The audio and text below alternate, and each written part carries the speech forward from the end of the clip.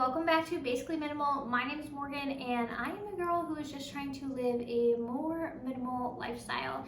Last week on the podcast, I shared about how I took a break from podcasting, and with that being said, I decided to delete all of my old episodes. I just wanted a fresh start, and that is what felt right for me. There was a lot of content that I saw that I do want to share again or talk about again.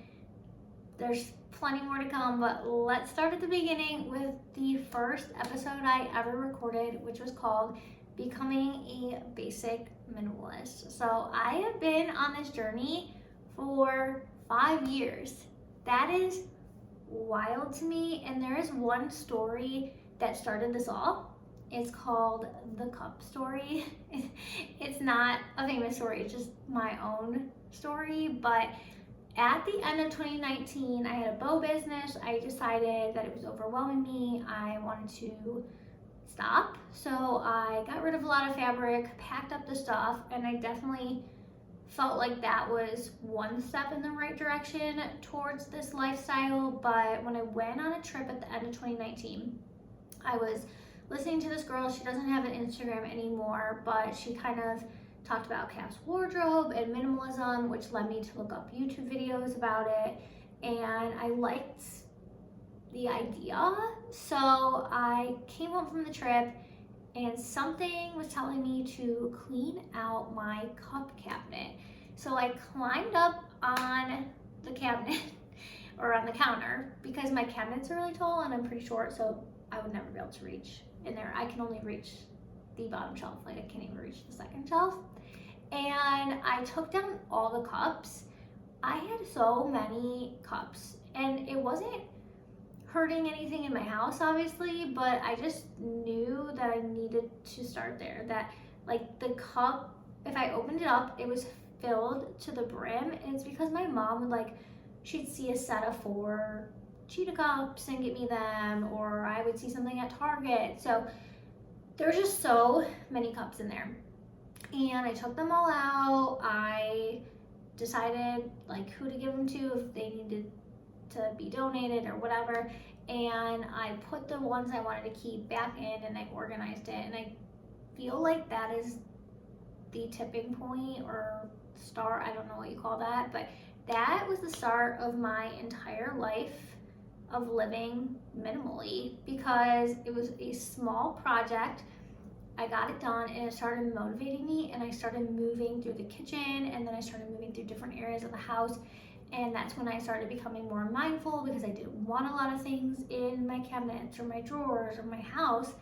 And I always tell people to start small.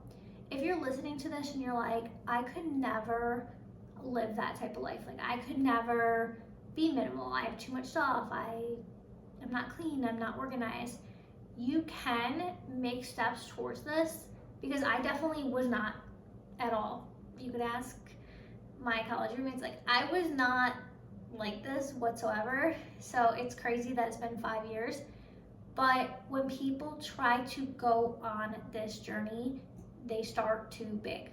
They start with a garage, they start with a basement, they start with a storage room, they start too big, and those types of projects are huge projects. I will help people clean out those areas in their house, and even with 5 years of experience, I'm doing quotes if you're watching, if you're listening to the podcast and not watching, I'm doing quotes because I don't know if you could call this experience, but those are big projects for me. So somebody that's not really ready to live this lifestyle or have the mindset of this lifestyle, those are big projects, and you need to start small, because when you are cleaning out stuff, it's very important that whatever you are getting rid of, donating, whatever, it needs to leave your house. It needs to go there, and the project needs to be done.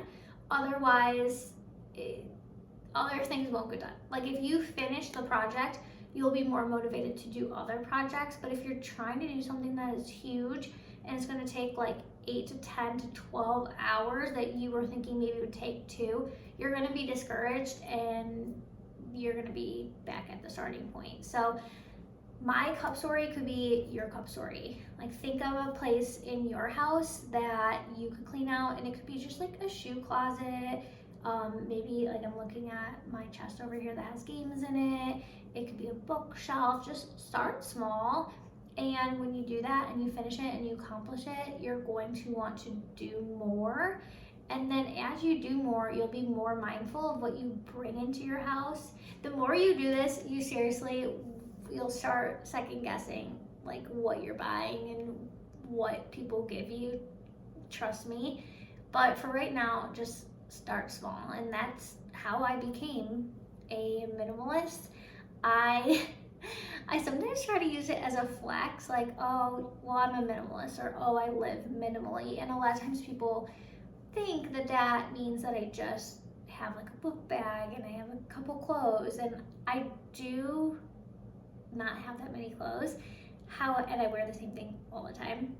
However, I do have things in my house, and that's what you'll learn through my podcast, is that you can have things that you love. It's just about living intentionally, and it's amazing. Like, you have more happiness, more time, more gratitude.